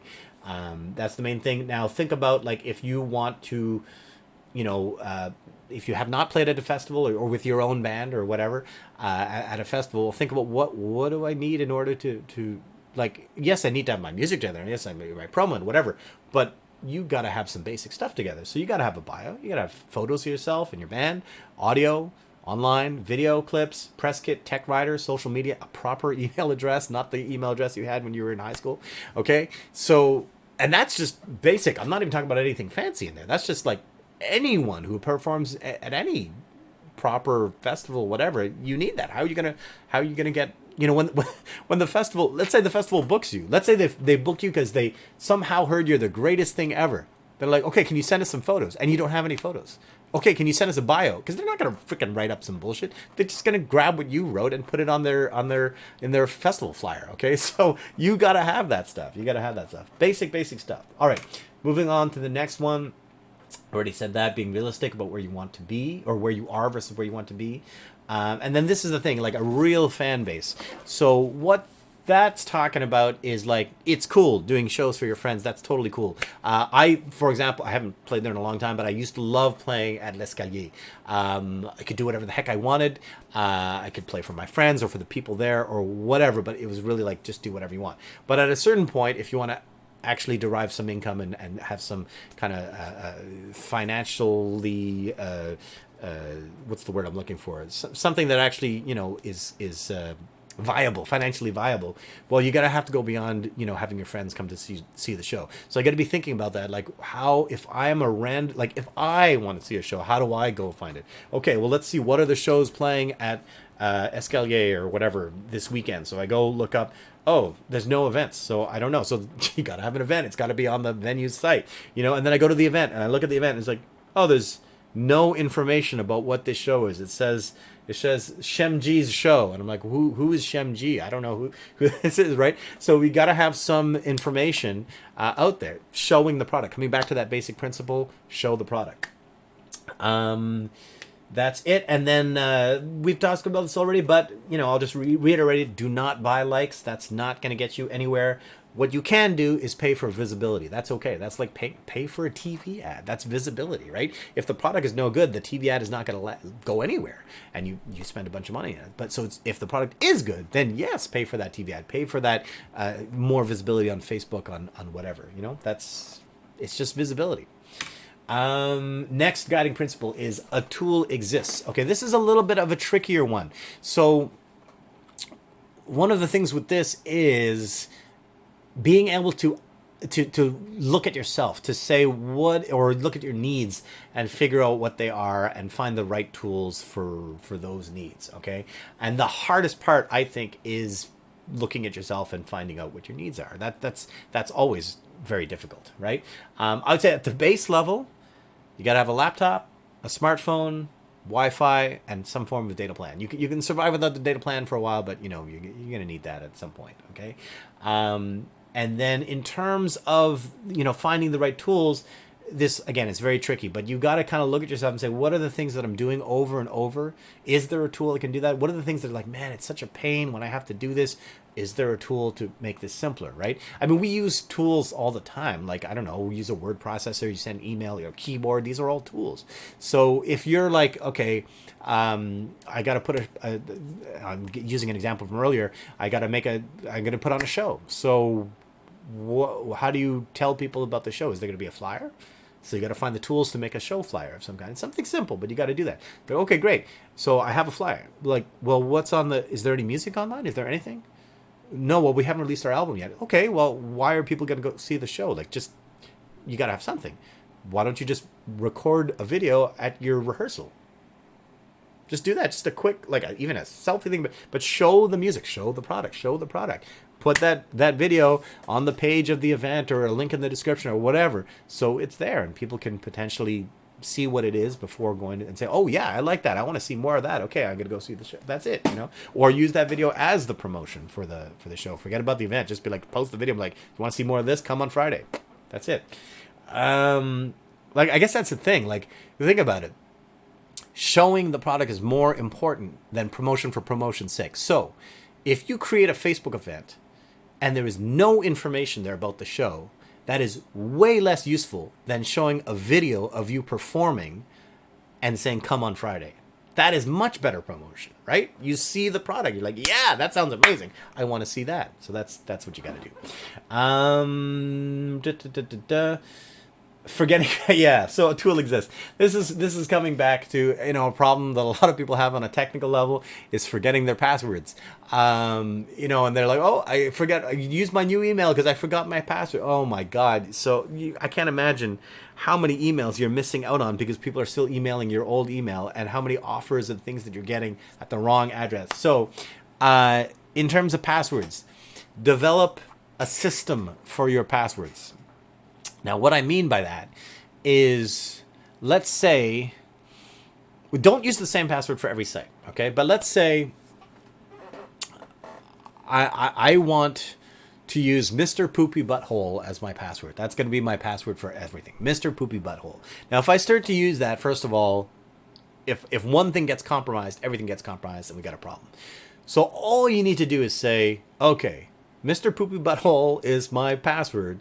But for every site, or app or whatever, I'm going to have a different, 5-digit code that goes before Mr. Poopy Butthole. So on Instagram, my 5-digit code is going to be 12345 Mr. Poopy Butthole. And then on Facebook, my 5-digit code is going to be 54321 Mr. Poopy Butthole. They're two different passwords, right? So you do that, and then you can even have a text. If you're like, oh man, I'm not going to remember which one is which, have a text file, but just put Facebook 54321, Instagram 12345. You know the last part. You don't have to put that in the text file. Okay, so yeah, have a system for your passwords. Really, what it is don't forget your passwords. Find a way of not forgetting your passwords, but still keeping it secure. That is critical, I think. Moving on, these are like tools for the touring musician. There's definitely more than this, but I think on a basic level. You have to have a portable battery charger. I don't know how many times I've been out of town and your phone is dying and your laptop is not. You got to have a portable battery charger. It makes such a huge difference, and those things are so cheap nowadays. Next thing is looking at options for phone connectivity and cheap internet and doing that in advance, right? So if you're going on tour in Europe or in the States or whatever, you'd be like, hey, is it cheaper for me to roam, which is probably not, it's probably super expensive, or on the first day, do I go to an AT&T store and get a SIM card and shove it in my phone and pay like $2 a month or whatever the heck, some kind of thing. So look into that stuff in advance. Next thing is navigation tools. Google Maps, Waze, Transit, Uber, Lyft, all that kind of stuff. But there's also a lot of apps that are specific to a specific area.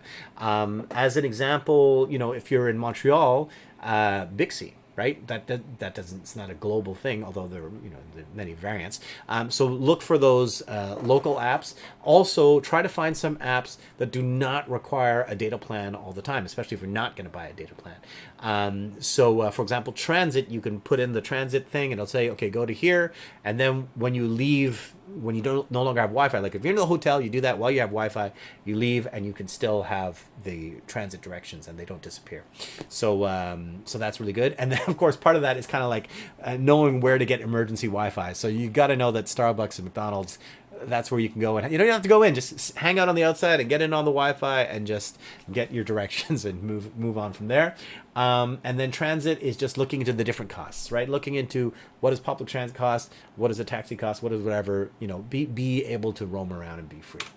All right. Whoops. Next slide is staying current. So one of the reasons why I'm avoiding talking about very specific tools like, oh, I use this for this or I use this for this, is that I think it's really important to keep current. I think it's really important to be aware of upcoming things, new things.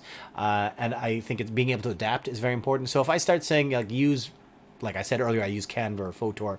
Maybe in a year's time, Canva won't exist. Maybe they'll go under. Maybe the company will go under. Or maybe there'll be another tool that's even more powerful. So what's important is being able to look for those tools, be able to search and address your needs. That's why you focus on your needs, you search for those things, and you find the best thing available. Also, if you learn how to use 5 different tools, when the 6th tool comes along, you're going to be able to learn that quick, right? Because you've learned all those other ones. As an example, actually, I'm going to jump back here because Shem has a question related to the touring thing.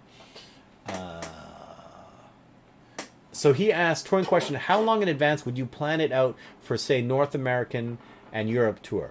So I have not personally planned out a tour. Right, I have not planned out a North American tour or Europe tour for my own band. I've only done that with, like, I've been the side, like the hired gun or whatever in other bands that have gone tour.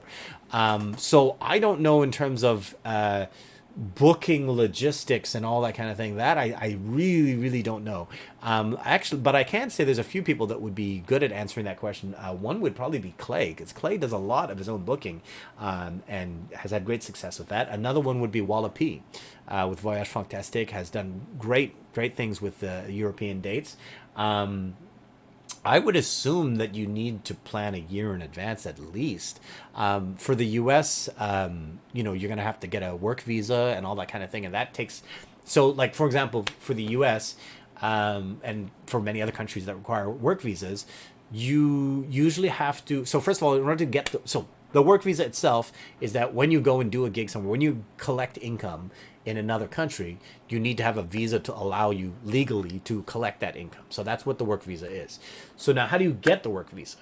So you have to prove that you're going to get income. So you have to have a bunch of offers from festivals, from venues, from whatever, lined up. So you can say, hey, I've got 20 dates lined up. This is the proof that I need a work visa because I got these 20 dates. So it's like this long process of, and that's why I say at least a year. You got to, have that, and then you can go, Yeah, I would say a year at least, but you should ask some people who know this a little bit better. I would say most people probably start with like a date here and there, and then kind of build it up from there. And then there's also the thing of trying to find a booker for a particular region and really building you up in a particular region. So in the sense of like, hey, it might be easy living in Montreal, it might be easy to cross the border and play some shows in Burlington and New York and whatever once in a while, and get some like a year visa or something like that if you can financially justify it, because those visas are not cheap. But if you can do that, that could be like a way to kind of test the waters and see like, do we have some? And then maybe you go and you do, there's a big showcase in New York called APAP, the Association for Performing Arts Presenters, every January, I think. And so you could go there and try to get a booker for all of these states, for example, or a booker for all of Europe, because it's an international festival. And then that person would try to set you and be like, okay, guys, next year you got to get a work visa because we're going to book you all across with these, I don't know, folk festivals or whatever the heck it is. So yeah, that would be definitely a valuable investment or something to search out a booker. And I'll mention that with the brass band, we are working with Indie Montreal, who is our booker for Quebec. And that's going great. They're doing a really good job, although, of course, everything is on pause now because every single festival is canceled. But they're great. So getting a professional that, obviously takes a cut, but if they do a good job, equivalent job or better job than what you could do, then why not? And if they bring in more money than you would have brought in, well, why not? So Shem, I hope that answers your question, but feel free to ask further. And then so I'm going back to the stay current part of the slide. So staying current in terms of technological trends, social media, all that kind of thing. Oh yeah, the example that I was going to give was that when Snapchat first came, or not came out, but when it started to really become popular, I was like, okay, how can I use this to promote urban science? And I got the app and I created an account. I was like, I have no idea how this worked. I was so confused by the interface, just how it worked, and I couldn't get it going. But I sought out somebody who knew how it worked, and then talked with this person, and was able to get it going. So stay on top of those current trends, and like I think right now TikTok is blowing up a lot. I don't think a lot of musicians have figured out too much how to really, it's more like meme type material. But I don't think a lot of musicians have really figured out how to blow up on TikTok yet. Maybe I'm totally wrong about that, but definitely a lot of tracks, making your track available for use on TikTok. I remember when Old Town Road was huge. Like every single TikTok video was using Old Town Road. So those are ways of monetizing as well. Damn, this thing what is going on there? Sorry, a lot of bing bangs going on. So yeah, staying current is definitely important. There's also kind of a little tricky thing, which is that sometimes when there's a new feature that's released on platform X, Y, or Z, people have not quite gotten on top of it yet. So okay, an example I'll give. Instagram, right? Instagram Live, when that first came out or whatever, everyone's notification for Instagram Live was on by default. So everyone started doing IG Lives because they're like, oh, everyone gets a notification on their phone, Same thing for Facebook when that first came out. Everybody got a notification. So people started using that a lot. Now it's like, okay, people figured out, okay, I turn off my notification. This is annoying. They figured out how to do that. But if you jump on a little ahead of everyone else, you can kind of abuse, or not abuse, exploit is the better word. You can exploit those advantages when something comes out early. So it's always good to learn about these new things. And then also how to use them. So that's good. I'm just going to move on from here, but the last part of the slide is just that email is still important. Email is definitely important. I'm going to move on from here. And this is why I hesitate speaking about specific tools. What I use now is not what I started with. That's for sure. When Cypher began, I don't know if Instagram even, well, it definitely wasn't a big player, that's for sure. So we definitely were not on Instagram, and Snapchat wasn't around or wasn't big at that point. So back then the landscape of how to promote was totally different. So so I don't say specific tools because now I'm saying I use Instagram and Facebook as for example. I use those two quite a bit. But maybe I won't be using those two in a year or 2 years or 5, 10, 15 years. In 20 years, are we still going to be using Instagram and Facebook? Maybe not, So if you want that career to have longevity, you got to think about about staying current. Right, and that's the other thing I say here. It's better to learn how to use the tools and stay current on the tools, how to find the tools, much more important than the specific tools, all right? Last thing, I mentioned having the booker, hiring somebody to do it for you. That's the next level. But, so yeah, that's the other caveat to that thing, is that if you don't know how to do any of this stuff, then if you hire someone to do it for you, you can't judge if they're doing a good job or not. So you got to have some sense of how to do social media or logistics or booking or whatever, so that when, as an example, booking, right? You have never done booking yourself, you hire a booker, and the booker says, hey, I got this gig for you in Toronto. It's great. Do you want to do it? It pays $100. And you're like, wow, $100, that's great. Yeah, I'll do it. But man, I've never had $100 is horrible pay, right? So you got to have some idea. So if you've done some booking in the past, you'd know that $100 is not acceptable pay at all. And then you got to have a transport fee. You got to have a hotel. You got to have the fee for the show itself. So you got to know something about all aspects of your business so that you can judge whether it's being done well or not. The thing I always feel is that if you are an entrepreneur, and as artists, independent artists, we are all entrepreneurs, you have to know how to do every part of you don't have to be an expert, but you have to know how to do every part of your business, from the performance, of course, but all the way down to, throwing out the garbage, plunging the toilets when they're overflowing. Like, you got to know that stuff. Like, if you don't know how to plunge the toilets, and the toilet started overflowing, who's going to do it, right? So you got to learn all this stuff. If you don't know how to do some basic, how to make a post on social media, well, you're going to hire somebody when no income is coming in? You got to have some basic knowledge of this stuff. All right. Okay. Moving on. Okay. So the good and the bad. So this is more or less a recap of what I've said so far, but there are some new things in here. So first of all, in terms of good, posting quality on a regular basis, not being repetitive. Now, if you have a need to be repetitive for some reason, stories, temporary things, that would be more the way to go. But I definitely seen accounts where there's just so many stories all the time. It's always the same freaking stories, so you start to lose interest and you start to skip those, right? So you don't want to get so repetitive that you get skipped all the time. But do think about the difference between what's worthy for a story and what's worthy for a post. And again, coming back to that basic concept, show the product. That's what the marketing is. Just show the product. Don't market it. Just show it and be like, there it is. This is what you want to see. This is it. Okay. This is what you want to buy or come to see the show or whatever. Okay. And then finding the tools to make those repetitive tasks or those, annoying tasks simpler for yourself. That would be the good things to take away. I think the bad are mostly self-explanatory. All of this stuff is very straightforward. By the way, if you're watching on Instagram, you're not getting the full thing. The full thing is on YouTube. So I think the important ones in here, first of all, actually this one is important, is getting sucked into a vortex of time waste on social media when you thought you were doing work. So social media is, fun. It is both a source of enjoyment and also something that you have to use when you're working as a promoter for your art, right?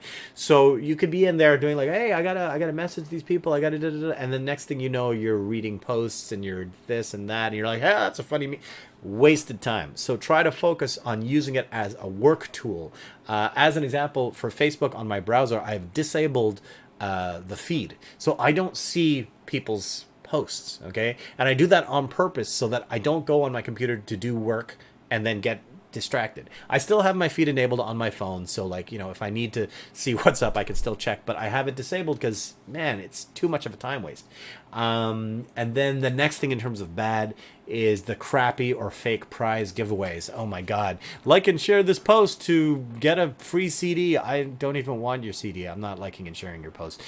The giveaway has got to be a really solid product. Oh man, I got to shout out to Dobie and Andy, because Dobie and Andy, maybe they accidentally joined the live stream, but Dobie and Andy is a fucking amazing restaurant. Unfortunately, they're closed right now, but hopefully after quarantine is over, they'll be reopened and serve up their wonderful tasty meats. And they've done the Cypher. They've done catering at Cypher in the past. So anyway, sorry, that's a total aside.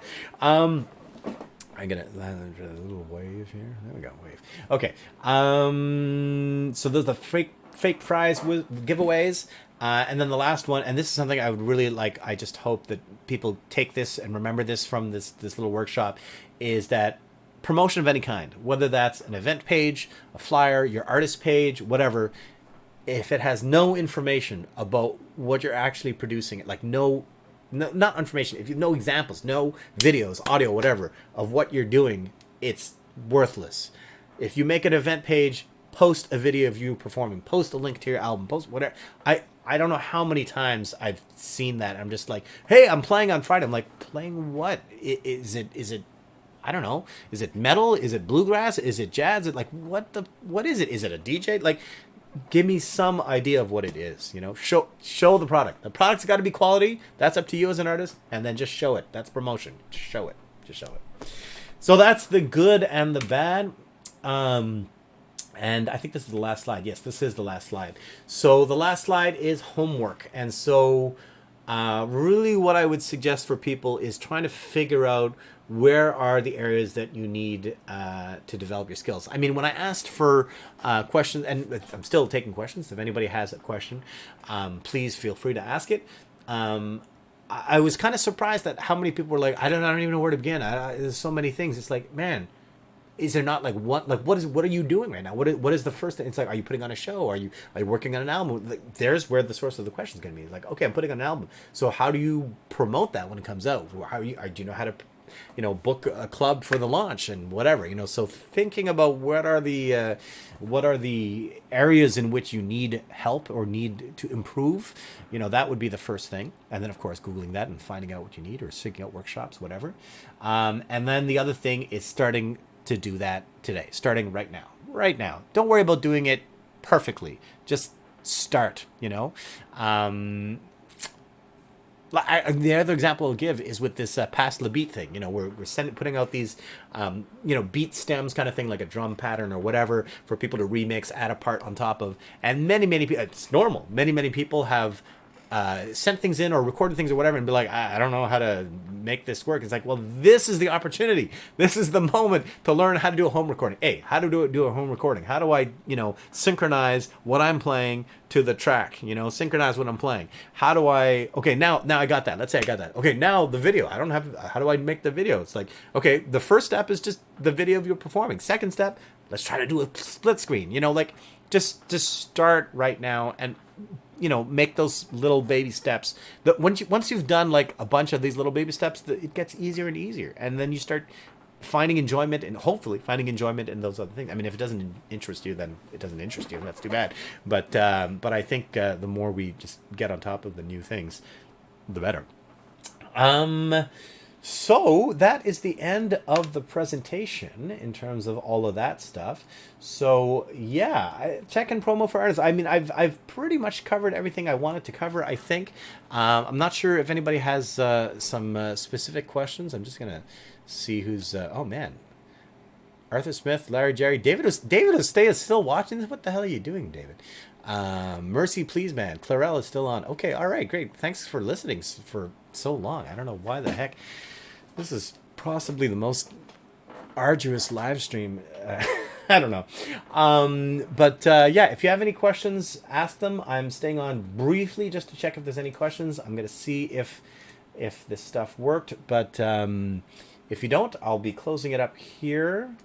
I'm just checking if the Facebook actually went through at all. But it doesn't look like it did for some reason.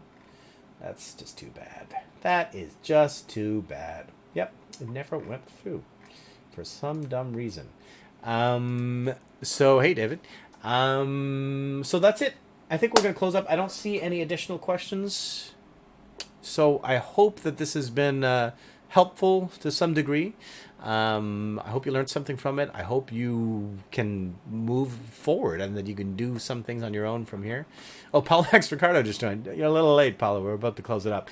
But that's it. That's it. See, sorry, Paulo. Wait. Do you want to ask something? Do you want to say something before I log off? I'm literally saying my goodbyes and you joined in. Do you want to do another live and just look like? I don't want to do it. No, I think that's it. Okay, guys. Thanks very much. Have a good one. See you. Oh, great. Paulo request. Here we go. This is for the 40 million listeners we've got. Let's see what's going on here. Paulo, what kind of stupid ass shit are you going to be pulling? Come on, Paulo. Oh, here's Paulo. He's got his headphones on and a what is that? The cowbell this time, man. Oh crap! I can't hear. Why can I not hear you again? Okay, hold on a second. Why is the audio all effed up? I don't understand why the audio is effed up.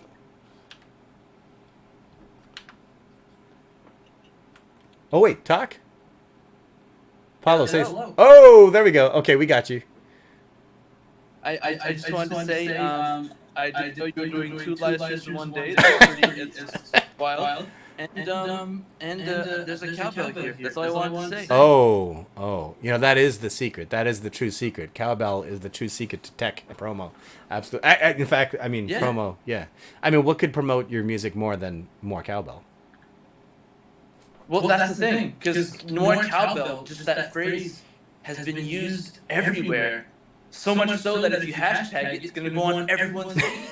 It may. But in all seriousness, using memes to promote, so on board with that. That's totally Dude, a great way to do it. It kills. Absolutely, it kills. Absolutely. Yeah. And like every one of my posts now is linked to a meme, and I have, and it works. People Sure. are like, ha, and I'm like, Yeah. so, But how do you do, man? I'm doing good. How are you? How's everything going? Yeah, things are going great, man. It's quarantine life. Yeah, quarantine life. Exactly. Yeah. Do you have a? Oh yeah, it looks like. Well, I can't really tell because you're always kind of a little fuzzy. I was trying to figure out if you've got like a quarantine haircut or lack of haircut going on. I definitely do. No. So I'm letting it grow. yeah, you've always been a kind of a fuzzy wuzzy. So yeah. But well, you know what? You know what? If you have any friends or whatever, I donate I have my no hair friends. every time it grows too long. Oh really? No friends? All right. Yeah. Man, I could use a freaking hair donation big time. Jesus Christ. Anyway, that's a whole other separate issue. What do you? I mean, I'll write your name on it and I'll sign it and ship it to you. Great. Sounds good. In all seriousness, about the meme thing, you know, there's a oh no, you got a serious face now. This is Vanier Jazz face or McGill Jazz face. I don't know. Yeah, I know. I fucked it up anyway. In all seriousness, you know, we talked last time. We talked a little bit about like the cult of personality and all that kind of thing. So the thing that can be a little bit dangerous is like, hey, I got a lot of results when I started posting memes, so I'm gonna start posting memes all the time, which is cool to a certain degree. But at the end of the day, you got to remember, is the product my personality or is it my drumming, for example? And it probably is your drumming, right? So don't focus so you know, I'm not saying you specifically, but just, you know, don't start focusing so much about like, hey, I got more likes on this, so therefore it's good. The thing is not focusing on the likes. The thing is to focus on the visibility of the product. You show the product, right? So if you start focusing too much on like getting the likes, focusing on the promotion, you forgot that, hey, nobody knows that I'm a drummer anymore. They just want to see my next cowbell meme. You know what I mean? So anyway, just mentioning that, bringing it serious for a moment. Very good. That's a very good point. But if I may do a quick rebuttal, absolutely. A lot of the gigs I've played, I've been hired for, are because of the person I am, and they like to work with me. Absolutely, and, like, that's true. I'm not annoying. I'm not too, straightforward. I'm easygoing as heck. Mm-hmm. So like, those memes and that humor could be selling you as a person and a musician at the same time. If the meme is linked to something that's like, oh wow, that's a cool chop and a funny meme, right? Or whatever have you. Yeah. It promotes the person you are. People are like, hey, I might like to hang out with that guy. It's all different. It's a different way of doing it, I guess. That's it. It's just. I agree up to a certain point. I think that also this is like a generational thing in the sense of like I built all of my like social instincts before all this online stuff started. So to me, like promoting my social characteristics is not something I think about in terms of social media. But I do understand where you're coming from. I completely understand where you're coming from. But what I will say that is totally in accordance with you is that being pro includes not being an asshole. You know what I mean? So like it's like if you're the best fucking drummer in town, you are the best, which of course you are, but you are the best. There's no one else who is greater than you. But nobody can stand talking with you for more than 5 minutes. You're not going to have any gigs. Dude, and going on tour, forget it. Forget it. You're not going to want to sit in a car. Dude, that's like, it's not absolutely. Like if I do a gig with you and I'm like, "Oh man, the problem is, man, at the gig when we take a break, we got to talk with Paolo for 5 minutes. Like I don't know if I can do that. Like I can't stand it. I can't handle 5 minutes. Man. I can't. So if you can't handle that, how are you going to handle being cooped up in a car or a plane or whatever with this? Yeah. So it is important to, or I should say, just not being an asshole is an important part of being pro for sure. For sure. Yeah. So I guess to conclude the thought, when people on the internet don't really know who you are and you're trying to sell the person and the product, right? Maybe using a meme and sense of humor could be a good bridge. You know what? It's an idea. I agree with that 100%, and I'll say that I do it myself. Obviously, right? I'm always taking the piss. Hilarious. I think something that is important is not taking yourself too seriously, right? And this whole thing of like, I am an artist. artiste, right? And I only do this. Oh my God, fuck yourself. Like, no. Like, we all take a shit, okay? So don't go and start saying you're some big. There you go. Here we go. The sombrero is out. I'm an artiste. So yeah. Anyway, I think we were both on the same wavelength with this one. Cool, man. Well, Cool. Have a good night. Good Yes. live streams. Thanks for going live. All right, see you. Peace out. Good luck with everything. Whoa, something just flew off of my green screen. I think my green screen is about to fall over. All right, y'all. So I think that is it. Let me just check if there's any other questions because I gave it a little bit of time. Nope, that's pretty much it. All right. Thank you, everybody, for tuning in. If you missed it, if you're just joining now and you missed the entire live stream, you can go on YouTube to find the archive. For some reason, it's not on Facebook, but I'll probably just repost the YouTube archive on Facebook. And you can find that, and there's also a link for the PDF, the presentation, and all that kind of stuff. So go check it out, and I hope this was helpful. If there's stuff that you liked or didn't like, if you're like, man, he started saying the same stuff over and over, or it was too this or that, please do let me know. You can send us an email as well if you want to like send it anonymously or whatever. That's totally cool. I'd really just want to get better at this. For me too, it's just getting better at doing these things. So please give us some feedback, and we'll see you next time. All right, have a good one.